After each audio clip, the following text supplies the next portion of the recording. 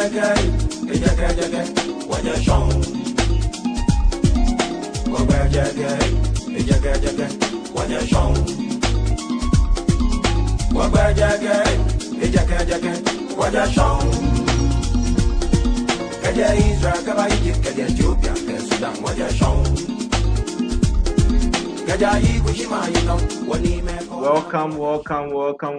everyone. I am so happy to see everyone joining, and I'm sure more people are going to be joining soon. Hi, Selena. Yes. So I'll quickly just do a quick intro, and then we can quickly start as well.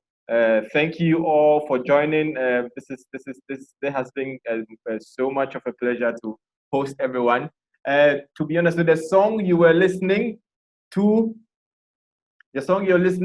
is called Wogbejeke, and this is sung by one of Ghana's very famous musicians. His name is Nat Brew, and so we're really happy to have this as our theme song. To be honest, because what it means is we have a long journey, so we came from far.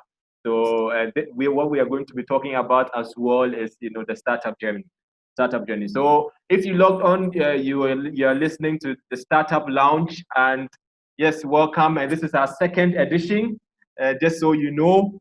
And in general, I Kwesi, who is also on the line, and Kelly, who's also on the line, we are all your co-hosts, and we are really happy as well to invite or introduce our new member whose name is Sahil. So Sahil, can you just wave to everyone? I know your video is already on, so you can just wave to everyone quickly. Yes, so that is Sahil. Yeah, so Sahil just joined us, and Sahil is actually studying to be a legal solicitor. So we are really happy to have you, Sahil, joining us. Nice. I appreciate it. Yes, welcome, man. So in general, as Startup Launch, you'd ask, what do we seek to do? So what we seek to do is basically provide a lot of context to people outside the Ghanaian and African entrepreneurship ecosystem. We also want to provide valuable information to aspiring young entrepreneurs.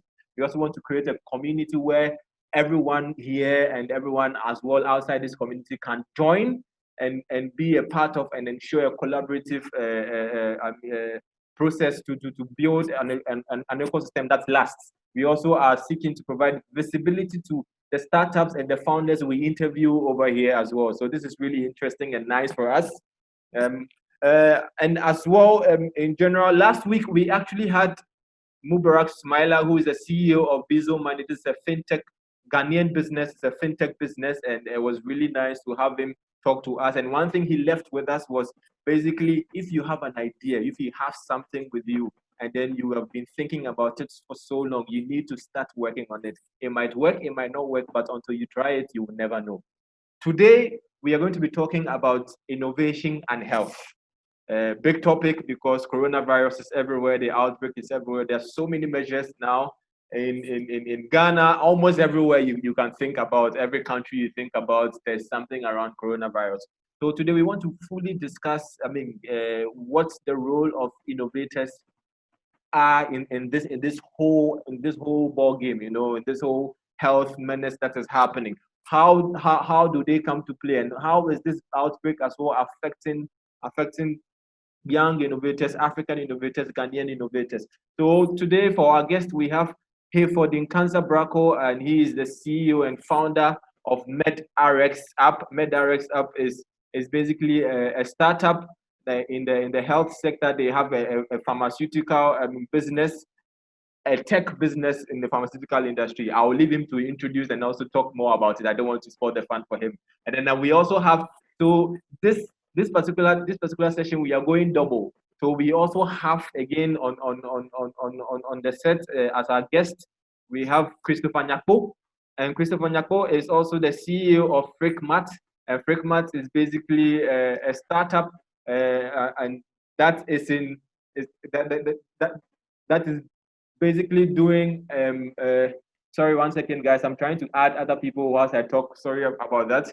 Yeah, so Frikmart is an e-commerce business, and I would also allow Christopher to basically speak more about what he's doing. Um, before I leave you to Kelly, who is going to fully take you through the interview process, and not necessarily interview again. I want to say that this is more of a discussion. So please, everybody should enjoy and be part of it. And I would love that everybody would always use the chat box as we go on, and we will let Kelly and then Christopher and then Hayford have the time to be discussing. And then if you have any question, just put it in the chat box.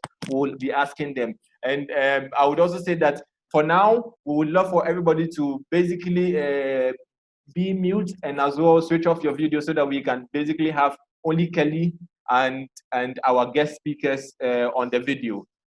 Thank you so much for joining once again. And just a quick hi. I see Philip there. Hi to Philip as well. Yeah, yeah.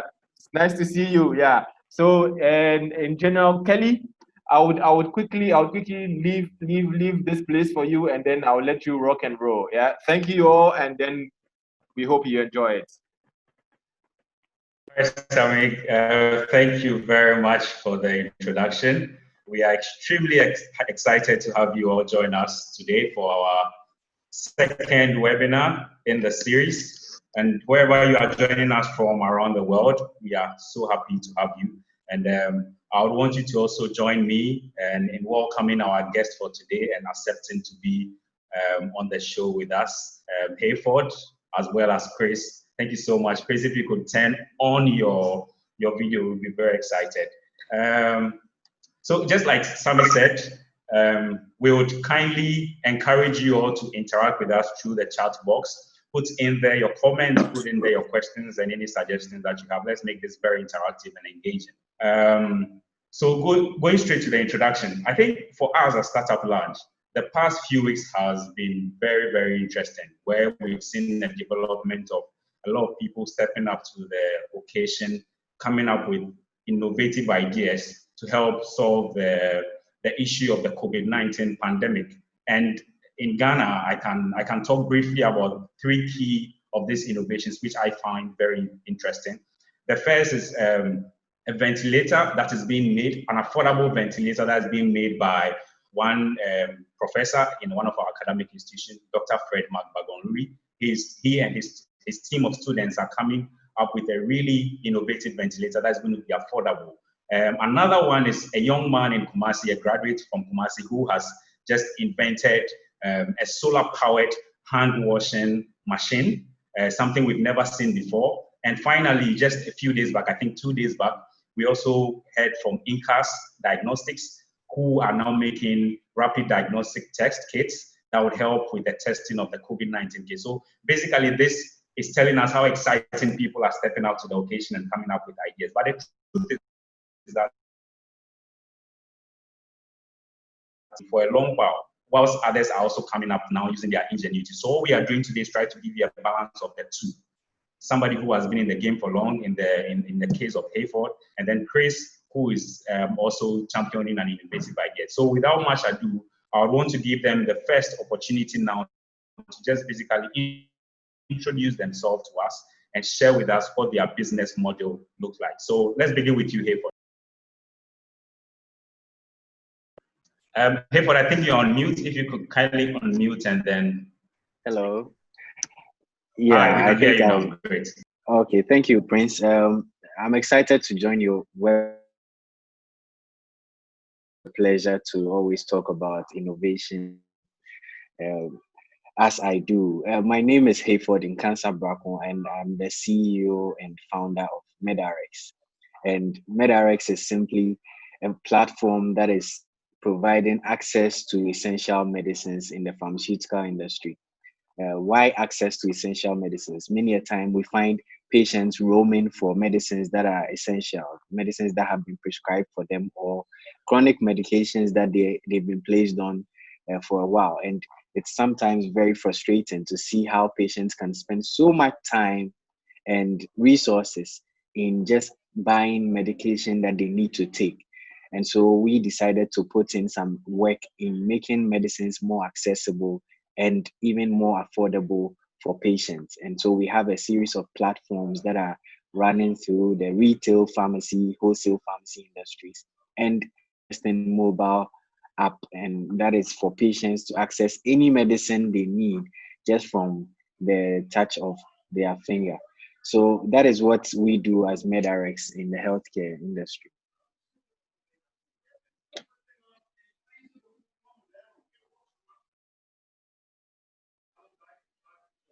I think we can't hear you, Prince. I think you're. Oh, sorry. I committed the same error that you did earlier on. All right, I will say that's a very interesting business model. Honestly, I haven't come across any of this ever since I started playing in this space for a while. So congratulations on that. Before we go ahead and we will explore more on your subject, but we would like to also welcome Chris to give us some brief introduction to himself and what he does. Thank you, Kelly, very much for the opportunity to be part of this webinar today. For some reason, when I turn on the video, the lighting is not that well, so I prefer to have it off. But my name is Christopher, and I'm a biomedical engineer, and I mean, design solutions to healthcare problems. On this set today, I have the privilege to talk about an innovation that we are working on to help the COVID fight. But predominantly, I am a co-founder, support a lot of SMEs and businesses in Africa to reach more markets, both locally and globally. And so I hope during the course of the interview or during the course of this webinar, I get to talk more about our innovation to help fight COVID. Sure, Christopher. Thank you so much. And like I said earlier on, we are going to explore both areas quite well as we go along. But first of all, with Hayford, we'll bring Chris in later on after we've exhausted a fair bit of amount of time on Hayford. So Hayford, you have a pure science background. You are a pharmacist by profession. It's quite interesting how you found yourself into the space of entrepreneurship. Can you just take us into the whole journey of how it started for you, what triggered this desire, how the journey has been so far, how you went about forming your team and putting together the initial idea and all that? Just take us through some brief journey.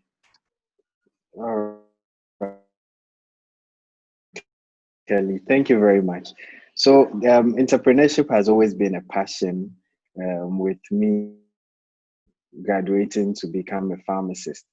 So getting into the space, I definitely wanted to do something that would be very essential to even my practice. And practice in Ghana, I realized that we had a lot of gaps when it came to accessing medicine. So about 4 out of 10 patients who enter a pharmacy might not get what they need, and they have to try other pharmacies. And it's kind of the norm here in Africa, because just doing a short survey around pharmacies in Accra, I realized they serve only 2/3 or 1/3 of 2/3 of their patients who come in, and it's very frustrating if you are a patient, because I happened as even a pharmacist, I happened to have an encounter where my cousin who was delivering needed medications urgently, and that was when I realized it will be very hard for even a patient to have such access.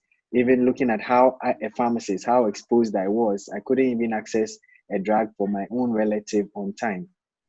So that was what actually inspired me to begin MedrX. So my cousin happened to lose 3 of her babies because we couldn't access drugs on time, and I decided to venture into this MedrX, which is creating access to medicines for everyone, creating a unified system that would connect every pharmacy in the country.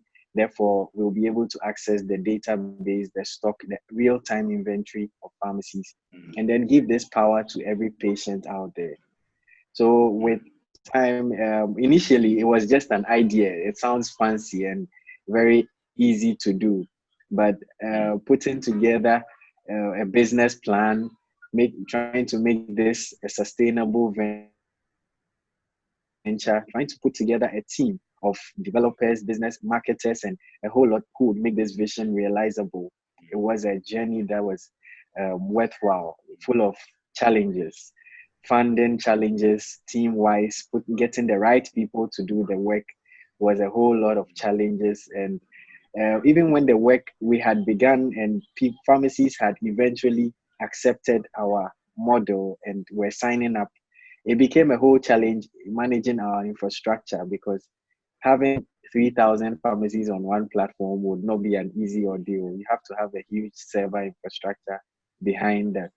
So it has been an interesting journey, has been full of lessons. And I think I would always be proud of this innovation that we've been able to put in place, because without this kind of forward thinking, the pharmaceutical industry would eventually just become redundant. Oh, that's amazing. That's a whole lot to carry on as a startup, looking at an area where you are playing and it looks like the infrastructure is obviously not well built, and I have been doing some reading around as well, and I equally have a pseudo health background. I did nutrition and food science and did public health as well, so I have a little understanding of the space. And I look at the data that was done in 2017. We call it the world data figures on things like the health infrastructure and then per capita expenditure on health across the world. And you look at Ghana, and we spend averagely about $67 on our health expenditure. And this has been declining for a period of time. It went as high as 120, came down to 80, and now 67. And in this whole COVID pandemic, I listened to the Deputy General Secretary of the Ghana Medical Association, and one of the things that he says the pandemic has exposed is the deficiency in our health system. Key one among them is the delivery of essential services, essential medicines. So that's where your service comes in. I think it's extremely key. Tying that in with the challenges that we see, and this cuts across Africa, not just Ghana, infrastructure-wise. How are you maneuvering it, and how do you expect that your service will be able to become a formidable one for other people to jump on later on? Okay, so I think looking at what is happening now, it tells the industry that we really need to jump on innovation as quickly as possible. Because when the lockdown started happening, in the midst of lockdown, people had to still continue getting their regular chronic medications. And I can imagine some families have had bigger challenges accessing these medicines, but you can't move around as usual to get what you have to get. And the only way is to know somebody who knows somebody who knows somebody. And that tells you that we are living in the stone ages. We have to really innovate our processes. So looking at forward thinking, looking at how the whole COVID has come in to teach us that every industry, especially the healthcare, because it's greatly affected the healthcare industry, showing us the gaps in our infrastructure. And generally in Africa here, I think we have a huge problem where we are not able to rightly manage our supply chains. And that has lingered for so many years that it's created that problem where most of the time there are shortages of particular medications. And looking at this COVID, there was a time when hydroxychloroquine was the mainstay. Many people were looking for chloroquine and its derivative, hydroxychloroquine. It was quite a challenge because the few pharmacies who stocked hydroxychloroquine were nowhere to be found, and people were just running around and rushing for this. So that was a very key time for us, because many of those who have known about our solution were now getting access to it in several places, and unfortunately it runs out as quickly as it's found. And so if going forward, if Africa doesn't come to a point where we have a centralized database for countries on specific solutions like our healthcare inventory, our healthcare information and things like that, it's going to be really difficult for us because the population is increasing. The types of commodities we are using are also expanding. Now, we have more than 20,000 SKUs we are dealing with as pharmaceutical industry. So if we don't get to that point where government will draw policies, the healthcare industry will draw policies on making sure that we are all using centralized data systems such that every healthcare institution is connected to the other, it will become very challenging as we move forward into the future. Who knows what next will come after COVID? Have to prepare. Yeah, you are absolutely right. And Sammy would like to come in at a point, but let me just make this point before I bring him in. And for me, I don't think we even have the time to wait till another pandemic. If there is one clear thing I've started observing, it is the fact that every nation would have to start looking inwardly if they haven't actually started looking at already. Where you need to start looking inside to see where you can capture and leverage on innovation, technology, and science within your space to be able to help resolve some of this problem. And I think it has already started.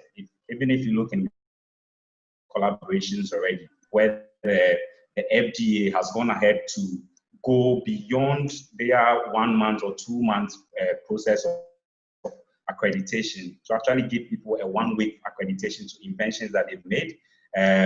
We talked about Incas putting together a rapid diagnostic test, and they did that together with an academic institution, KNUST. So, and government itself now collaborating with the private sector to produce PPEs. So I think what this has clearly shown us is that we need to start looking inside, collaborate more,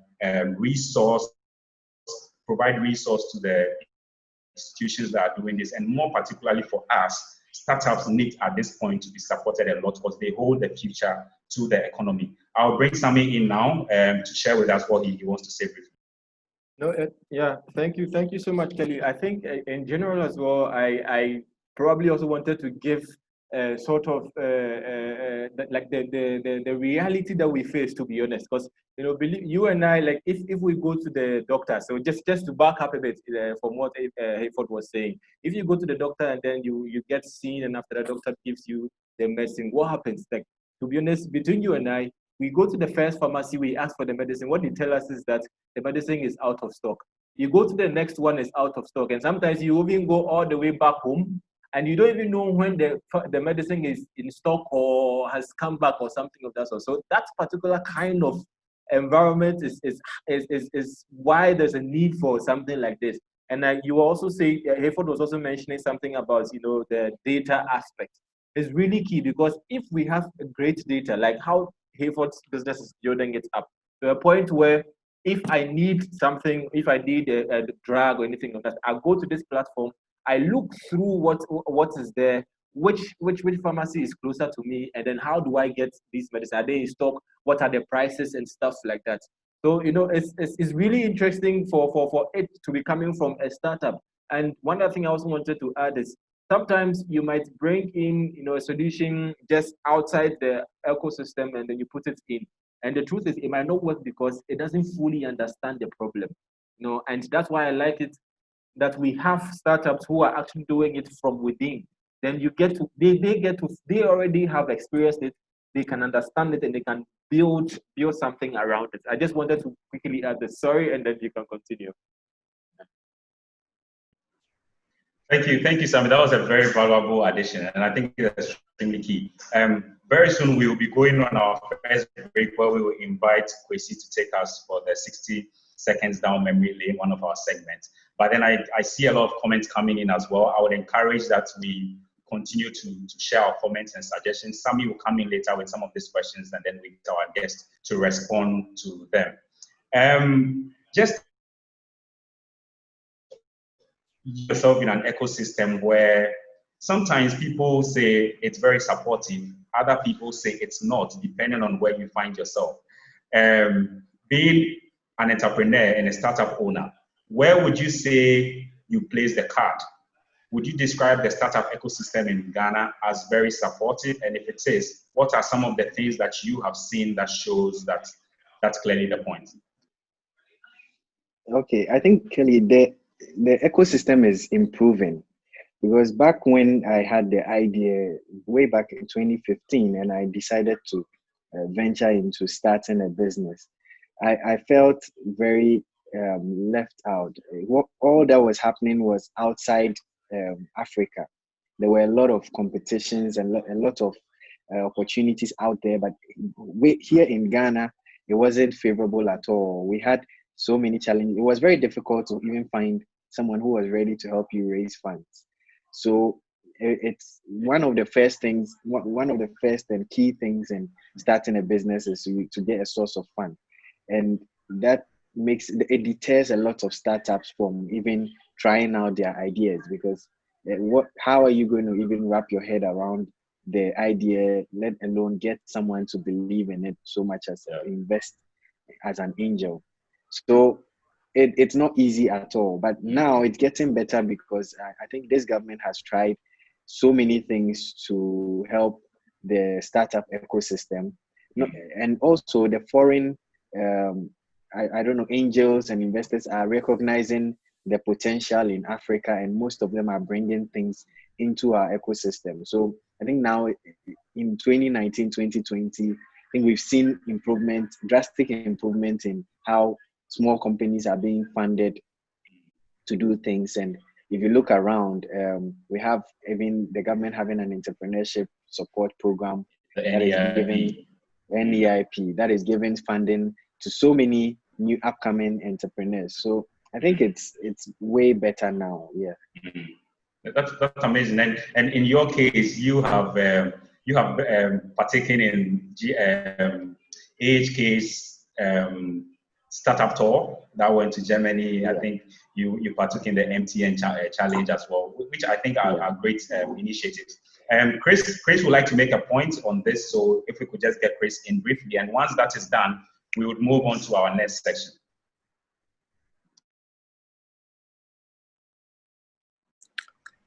Yes, Kelly, can you hear me? Yes, we can hear you, Chris. Yes, so Hayford, the problem you are solving is very real, because I do remember as far back as 2010, even before that, I've always had to manage a chronic asthma condition. And I used to just go to the hospital, they give me prescriptions, I get some drugs, and that was it. And it was really, really intermittent and persistent. So I couldn't really enjoy those periods of my life until I traveled to the United States. So when I traveled to the United States, they gave me, I felt sick and I went to the hospital and they gave me a prescription. And it helped me manage my asthma very well. So I said, wow, I didn't know this medicine existed. Oh, this is very good. Well, fast forward, I came back to Ghana. Then I needed to get that drug to help me manage my situation very well. Well, I searched and searched and searched. I couldn't believe that I wasn't able to find that drug. Like, I combed everywhere. And so I was sitting in a trotro and someone saw me and said, you could get this drug somewhere. And I went there. I couldn't get that particular drug, but I got a similar one that he said could do the same thing for me, which I bought. But later on, I found where I could get the original one that I was used to. And as of now, I only know of 2 places where I can get that drug. And when I'm out, it's like, okay, I need to do something about this. So the problem is very real, and I'm an example of the problem you're solving. So thank you for your innovation. Wow. Thank you very much, Chris. It's such an encouragement to see the testimonies of people who are actually admitting to the fact that this needs to be done. Exactly. And so few questions from the chat box that he would bring to our notice now. But let me just ask this. Have you had the personal experience of people sharing with you how they feel after they've used your service? A lot, honestly. It's a lot. I've had way back from when we initially, our first version of the app, and way back, we've had so many people. There was even a time a man had access to a solution to get a drug, and it was very late in the evening, around 9 or 10 p.m. So immediately he got it. He was so happy that the next day he actually sent us money, and we were asking what it was for. And he was like, it was a life Life and death saving, yeah. situation. He would have lost the relative if not for our intervention. So the joy of seeing that many people have accessed this solution and have had to had the opportunity to get the drugs they needed just in time, so that they can save their relatives when they needed medication. And I think the only problem is we've not been able to get the word out there as much as it should in terms of marketing, letting people know that we have this solution. Many times I tell people that this is what we have in Ghana, and they're like, "Are you serious? Is this thing in Ghana? Is it working?" And I'm like, "Yeah, it is. It's real time information." Yeah. So there are so many testimonies we've had. All right, that's good. And I'm hoping that at this point you have started re-strategizing, especially taking advantage of the thing we found ourselves in, to re-strategize and push the message out there so that there can be a quick uptake. If there is one issue with technology and its services where we find ourselves, is the uptake, either by the fact that people don't have the means to get it, or the word isn't out there so well for them to know about it and then start using it. So I'm assuming you are doing that at this point in time. Yeah. So Sami, you can come in now with the questions we have in the chat box. But for those of you who joined us later, thank you so much for joining us. You are welcome to the Startup Lounge. This is our second webinar in the series of the startup journey that we are doing. And today we have two guests with us, Hayford from MedrX, and then we have Chris Nyakpo from Frikmart as well. Chris will be joining us later in the second half for a more thorough discussion. So Sami, all right, thank you so much. So I think there's actually one question, and then there's also again more or less of a validation to your model, Hayford.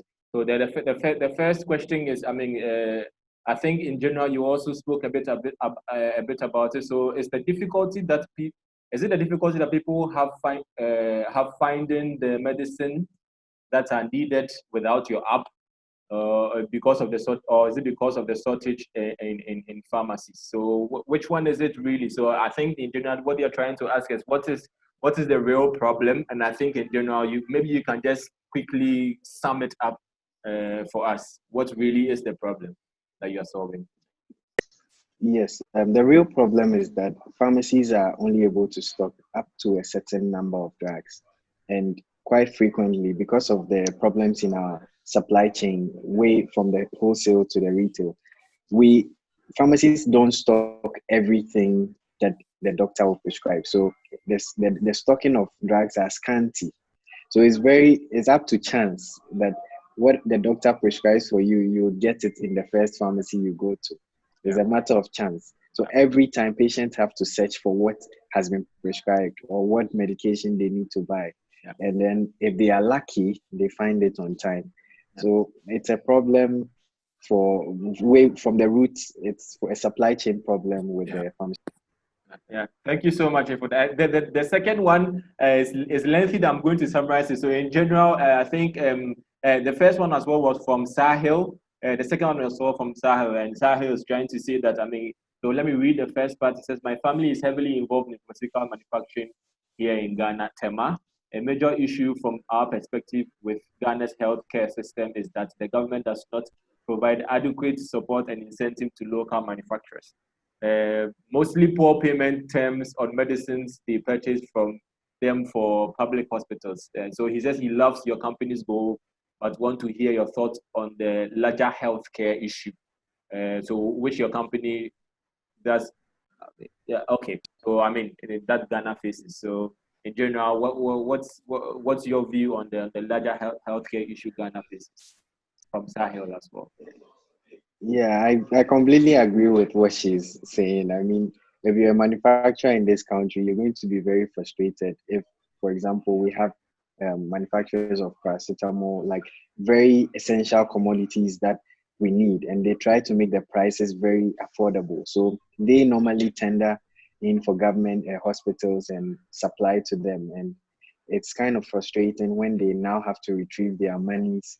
And these drugs have already been sent to the hospitals. They have to wait sometimes 3 months, sometimes 6 months, sometimes even a year to get their payments. And how are they going to be sustainable if this keeps happening? So I think most of them resort to dealing with the private industries. And that's where I think the future is, because Ghana is not self-sufficient to even invest heavily in pharmaceuticals. So I would always encourage companies to deal more with the private and then look at the government like a way of supporting the less privileged. So you do 70% private and then 30% government. And then with that 70%, I know your business will be sustainable. It will still be afloat. And then the 30% that would always be a drag, getting your money back would always come in later. So that's what most of them are also trying to do. And the future is private. All right. Yeah. So in general, yeah. So just so you know, Sahil is a he. just, just for Oh, okay. Sorry. yeah, just for clarity's sake. But yeah, I think there's a follow-up question, Kelly. If you allow me, I can just quickly read it. Sure, we have a few minutes and then Okay, cool. So this is from Anita, and Anita is also saying that you mentioned marketing earlier. What have you found to be the most successful marketing technique, and how do you plan on overcoming some of the issues with reaching the wider population? Okay, so I think as of this year, that's always been our challenge, how to get our solution as far as the whole of the country. So we are investing now in putting together some videos, some animations and things like that for social media. And I think very soon they're going to be rolling out. We had to get marketing experts to come in and help us move the mobile app out there, because people need to know that the solution is available. With originally we were trying to do the generic thing where pharmacies themselves will push out the solution, but that was a very difficult thing because it seems pharmacies are skewed towards their brand. So if I'm a pharmacy, I don't want to help a patient get what they need. I want to sell what I have. Yeah. And so if you don't get what you want in my pharmacy, then it's up to you. Yeah. So initially we wanted we wanted the pharmacies to help us in telling their patients that if you can't get this here, okay, use this and then get it. At the end of the day, it's about saving a life, but it's not been easy with that approach. Yeah. That approach is where we spent most of our time and efforts. We have the adoption of pharmacy. We have so many pharmacies working with us, and it's amazing, but they are not willing to push the mobile app out there because they think it might drive business away from them. So we have to now go directly to every customer and tell each individual, and that's through social media. So we're working on videos and animations and interesting things that people would now see out there and then tell them about what we have.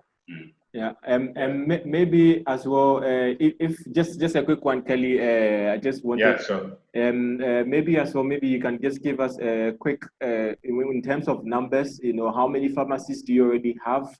And I mean, how many people are you reaching so far when it comes to customers already using the app, just in general as well, just to give us a better idea?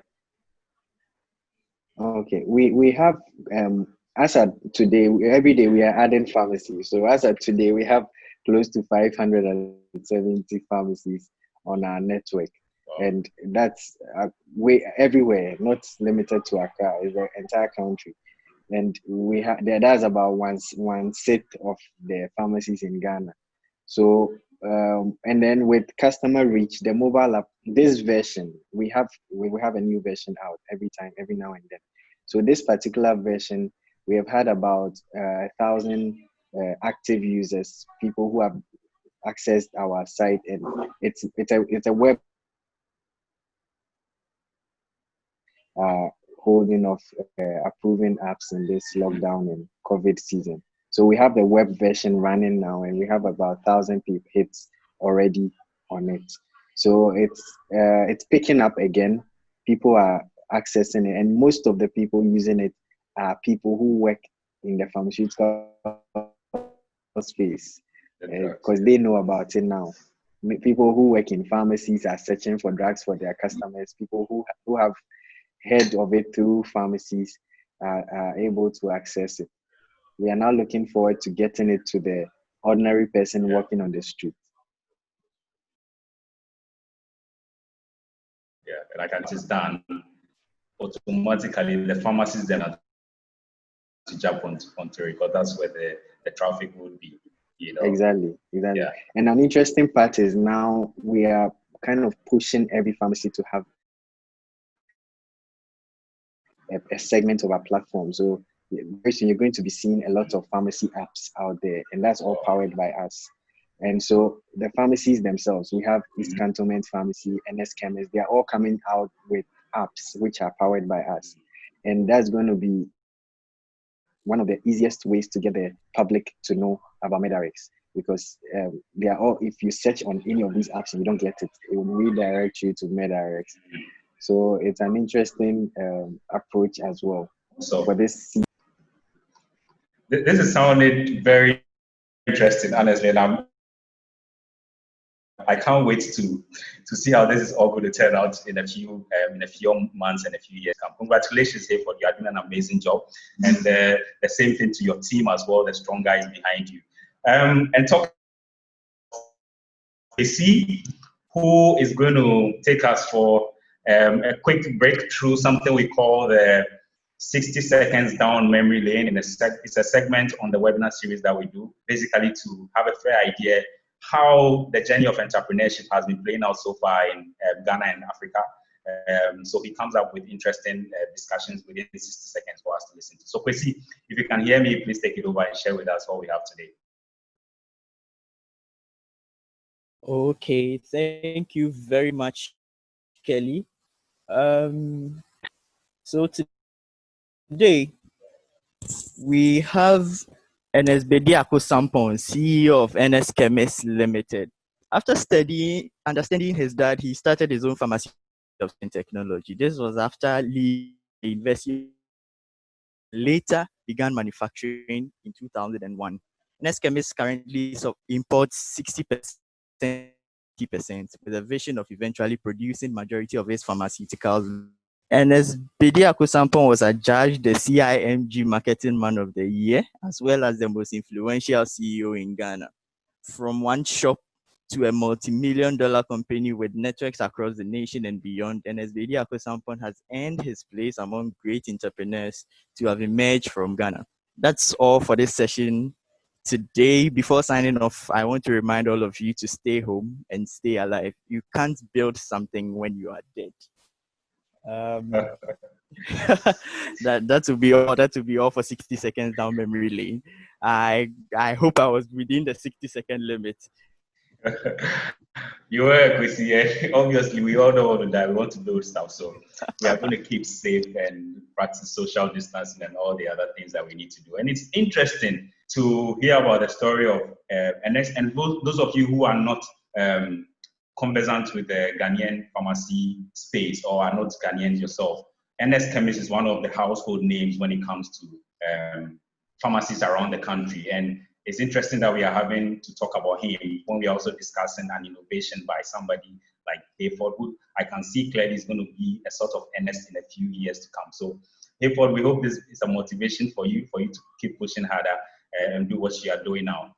All right, so like I mentioned earlier on, we are going to have our second guest join us more this time around. So I would like Chris to turn on his video as we start our discussions with him. For those of you who didn't join us earlier on, Chris is the CEO of Frikmart, an e-commerce platform. But interestingly, he has found a new way to channel his entrepreneurial skills. And this time he's come up with an innovative idea to help with the COVID situation.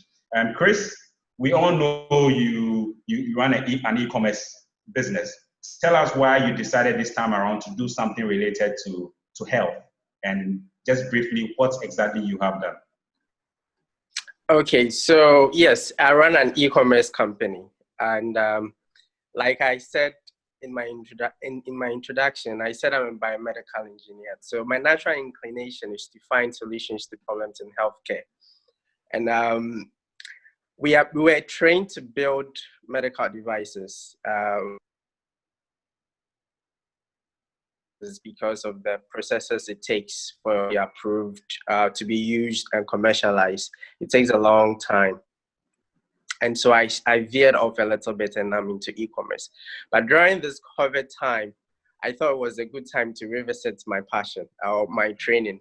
And so together with the team, we developed an app that we think would help with the contact tracing modalities. The traditional contact tracing is when you test positive. I ask you a few questions, the people that you might have come in contact with. Then contact those people to ask them who they might have come in contact with. And it's that chain until everybody that they think that they've come in contact with is within the loop, or they've had that data to reach out to them, either to tell them to self-quarantine or to be very careful on, or to be very more conscious of their health. And if they see any signs of the symptoms, they should report. So we thought we could leverage the Bluetooth technology to make it more efficient, because there are instances where, like a typical case when you are in a public transportation system or a car. So if you take an Uber or you take Trotro, at that point, you may not be very conscious of who you are in contact with because you don't know them. And that's not why you start conversation. What's your name? So that if I test positive, I mention that I was sitting with you. That hardly happens, right? So we thought if everybody has an app, then if I come close to you, we exchange unique IDs. So in the event that I test positive, health authorities or me myself, I can send a message to all the people that have come in contact with me. Hey, I've tested positive. They may not know me particularly because everything is anonymized. So they may just take precaution. Okay, well, it tells me that I've come in contact with someone who has tested positive. So I need to be careful, maybe self-quarantine for a while to see if any symptoms show up. So there's an innovation that we created to help fight COVID. Wow, that's really interesting, and you've done a great job yourself and your team. But I will just quickly want to move on. How has the uptake been like? Is this out there? Are people using it, and how has the feedback been? Okay, so for quick adoption and to actually lower the barrier or the rate of adoption for everybody to come on board, this is a tool that we think. What just happened? We have no idea. I think either the Russian trolls that just got to us, maybe. Oh, at a point, it felt like the world was just coming to an end. I'm No, happy to know we are all alive. we are Chris, all alive. We are all alive. Chris, you're on mute. Thank you, Sammy. Thank you, everyone. Sorry for what just happened. We are extremely apologetic about it, and happy to have you all back with us. We will just wrap this up quickly before. Okay, it's not going to happen again. Chris, so you were talking about the issue of. What are you even speaking about? I'm even confused now. Yes, I think we're on the issue of uptake of our innovation. Exactly, yeah. Yes, so I said ideally this is an innovation that was built for governments, right? So government needs to buy into it. Firstly, it makes the rate of adoption easier. And secondly, with Google and Apple's requirements, it makes it easier for us to get onto the App Store. And so with Ghana, we tried to get the government buy-in, but it looks like they went to a different party with an app that seeks to do the same thing. So the plan now is to see how we can leverage our networks to see if we can possibly get other governments in other jurisdictions to get to buy into the idea, so that we can enroll those the app in those jurisdictions. And that's awesome. The fortunate thing is, I think just yesterday or 2 days back, I read that Google and Apple have come together and put together the API that would be needed for the development of such apps and approval of it. So that's probably a good news for you. So even if it's not being taken here, you could look at other areas as long as there is that approval of it being an authentic app that people can use. All right, so let's can you hear me, Grace? Absolutely, I can hear you loud and clear. Awesome, and I'm guessing everyone else can do that. If you can just drop a message in the chat box, letting us know if you're able to hear us or not, so we know how we are doing. All right, now the issue of security is extremely key, and this goes to both you and then Hayford. When it comes to issues of tech, so it could be e-health, it could be education using tech platforms and all that. One key thing is people's information and people's data. How are you guys protecting it? What's the assurance you're able to give to your clients and your customers that this is not something that is going to put their information out there for anyone just to access? So Chris, you first, and then Hayford can come in later. Yes. So with our innovation, security and privacy is very critical. And so first of all, people want to know that their data is safe, and no hacker is getting access to it, and we are using the data for the right purposes and not leveraging it to do other things like marketing and all other things. So first of all, that's why we are not directly taking your data, but we are giving you an anonymized ID. So with the anonymized ID, it clouds your identity a little bit, so that even if those IDs are being exchanged, your privacy is not compromised. Another part of privacy is where your server, who is hosting your app. And with server issues, we want to deal with trusted partners that have the added security so that hackers cannot easily penetrate and get access to your data. And the other thing too is that with this innovation, it's purely opt-in. So until you test positive, nobody gets access to that data, and you have all the data or information saved in your phone. So until you get tested positive, that's the only point where a health authority would require that, okay, now that you've tested positive, then would you give us access to access all the people that you've come in contact with, which is more or less complementing an already existing process. Because if you test positive, you are giving out names and people's numbers anyway, but this app just enhances it, only that it's saved in the cloud somewhere, so people are a bit cautious on giving out their data. All right, that's reassuring. So Hayford, how about you? Okay, Kelly. So what we have done from inception is to always sign agreements, because we have businesses. We are B2B before B2C. So businesses we deal with, we always sign agreements with them. We have standing service level agreements, which have very strong data protection clauses in them, such that the client owns the data. The people who are also using the mobile app also have, we've had some interactions with data protection, known the right ways to collect data. And as at now, the only information we collect on the mobile app is the phone number of the person who is using it. And that is a standard procedure that we are following. But with the pharmacy aspect, where we know everything happening in the industry, I think the service level agreement has been a good protection. It includes non-disclosure clauses where we can't give the information to a third party for any work. We always have to blur the people who are buying the drugs or the pharmacy where it's being bought from or anything of that sort. So with regards to data, we have had a series of steps we have had to follow based on the clauses from the Data Protection Agency, and then some learnings from our industry as well. Yeah, that's impressive.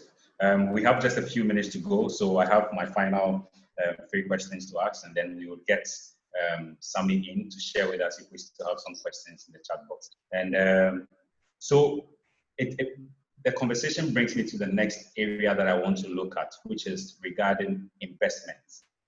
moving forward after COVID-19. I was having a chat with one of the ecosystem players here in Ghana, and he mentioned that what he's very certain of that's going to happen after COVID-19 is for most of the areas that we used to see as not sexy enough when it comes to investment, you know, the health, the education and stuff like that. That's where a lot more investors are going to be looking now after the whole pandemic is over.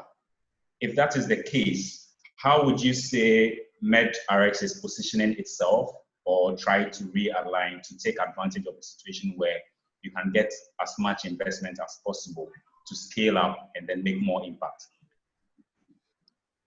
Okay, I think we are doing everything in that process as you mentioned. And I think people are now realizing what is essential and what is not. And it puts us in a very good position that we have to prepare ourselves. And when we are preparing ourselves, we are talking about numbers, getting our solution to as many people so that it benefits everybody. And then making sure we have the numbers in terms of the pharmacies. We have enough pharmacies covered on our network. And they're going to be looking at these two key areas to make sure that, okay, you have a good solution. It's very helpful. It checks all the boxes of how it being relevant. Now, are people adapting to it and are people benefiting from it? So those are the things that we are working on now during the pandemic. And hopefully by the time it's all over, we're going to have very good numbers to show to investors that this is what we've done so far, and they can now hop on to make it even bigger. Yeah, that's awesome. And Chris, how about you?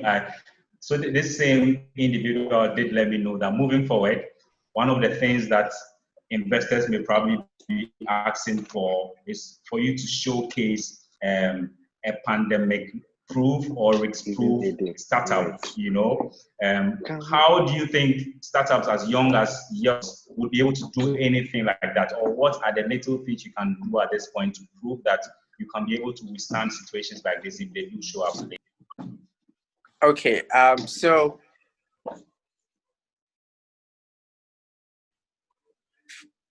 for the content and context of your question, I'll revert back to Frikmart.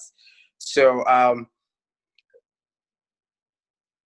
the run towards digitalization would speed up post-COVID, and a lot of industries will see that rapid change. And so for us, we think we are very, very much aligned and well positioned.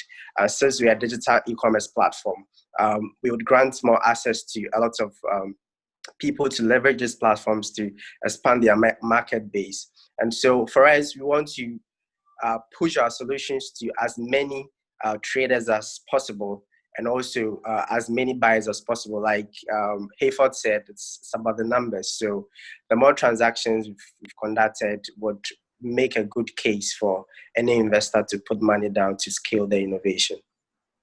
Yeah, exactly. All right, we are almost running out of time. The final bit of our whole discussion is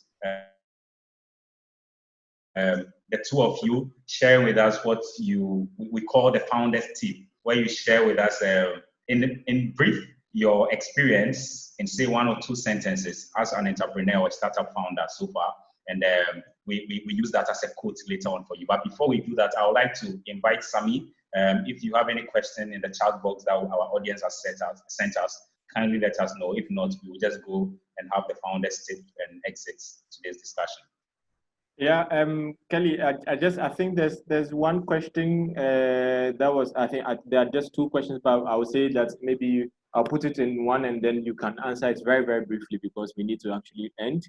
Exactly. From Sahil, do you plan on doing anything with data that with regards to your app or website? I'm talking to Hayford now. The app or your website is collecting. In general, this is for Hayford as well, and then for, yeah. So Hayford, you can answer it. Okay. Yeah. All right. I think our data is very valuable in all the aspects of the pharmaceutical industry, because now for the first time we have what is going on in the industry. So in the near future, that is a very clear way we are going to guide the industry in terms of policy making, in terms of things that we need to take seriously and things that we can even manufacture to improve our businesses in Africa. So definitely we're going to take very serious learnings from this data, because it's a very precious set that we have collected over the years working with the pharmacies. Nice. And there's also one other question that says, who would you say are your primary demographic when you did your testing, Hayford? Our primary will be in the middle class mostly, and then obviously the high class, because we are looking at a situation where most of the drugs that are searched on our platform are scarce medication. Nobody really goes there to search for paracetamol. People are searching for hydroxychloroquine. People are searching for somazina, things that you would not readily find in every pharmacy. So we are looking at the middle class, people who are suffering from chronic ailments, and then people who are suffering from end-stage conditions. And so we are covering the life-saving part of the industry. And that's a clutch for us. That's for now. Nice. Okay. So Awesome. yeah, Kelly, you can. I think there's one last question. Yeah, I just saw that too. Yeah. So after this go question, ahead. I think we can accommodate okay. that. Okay, cool. So after this question, we'll just answer any other question that comes to us later on. So the last question is, given the huge social or public benefits of your app, do you plan on monetizing it in any way? Maybe in general. This is for Chris. So Chris. No, so there's an app that we want to build for government. So the government then can decide what he wants to do with it, but we'll always be at the backbone, providing updates if necessary. But we are building the government, we are not building the people that are using the app. Cool. All right. Yeah. Thank you, Sammy. Thank you very much for the questions. And with your response to that was a brilliant response, Chris. And unfortunately, we are racing against time. So let's just do the last thing that we have to do. And let me just inform you that right after the guests have responded to our final question and we give our closing remarks, we will take a group picture of all of us. Sammy will do that for us before we leave. So the founders team, can you just summarize briefly what your journey has been like as a startup owner in Ghana? So Hayford, you first, and then we take Chris later. All right, Kelly, I think for a startup, I would always say that don't ever wait for the convenient time to do anything, because you can start with what you have, no matter what is in your hand. So every starter, every entrepreneur, every visionary person should just go at it with what you have. Start what you want to start with, the little you have. Awesome. I think this sounds just like what we were told last week by Sumaila. So in our series, if you are to get startup owners saying this about 5 or 6 times, I guess we can comfortably go into write an effective startup owner in Ghana. All right, Chris, can you share with us your tip as well? Yes, Kelly. So for me, I would say that the burgeoning future is nothing compared to the successes we've chalked so far. And so therefore, let's keep building the Africa that we want. And I love that, because one thing we believe at the Startup Lounge is that Africa is like the new frontier for development. The next decade or two is going to see a lot of revolution and development in our jurisdiction. And it's time for us to position ourselves properly to be able to take advantage of it and make impact as we are supposed to. And that's why we are happy to join you in your journey as startup owners. Thank you so much for joining us today, Chris and Hayford. We are extremely grateful that you were able to do this with us. And to our audience, we say thank you so much. You joined us from all around the world. We are extremely grateful. Sorry for the little technical hitch that happened in between, but it's good that we all go back here. And we look forward to hosting you again in a fortnight. Follow us on our social media pages. Stay safe. Take care of yourself. See you later. And just one thing though, Hayford didn't just innovate to beat the COVID-19 crisis in his business, but he did same with his marriage as well. He got married earlier on this year before the COVID stepped in. Yes, a huge congrats to him for that as well. And this is where, yeah, and this is why I say thank you all. Sammy, you can have the final photo and see you all in the fortnight. Yes, guys. So everybody, as we did the other time, those who are not here as well, we're going to ask everybody to just switch on your video, give me a nice smile. I'll use my phone and I'll take a nice picture. So everyone. Yes. Sandra and Efua, please come and show me your video. All right. So please give me a nice. And Christopher. Yes. Anthony is also here. Give me a nice smile, everyone, and say Startup Lounge. I know we're not coming in the picture, but Startup Lounge. Yes. All right. Picture is done. Thank you guys so much for joining, and this has been a really amazing time for us. Thank you all for joining, and we'll see you next 2 weeks as well. Bye.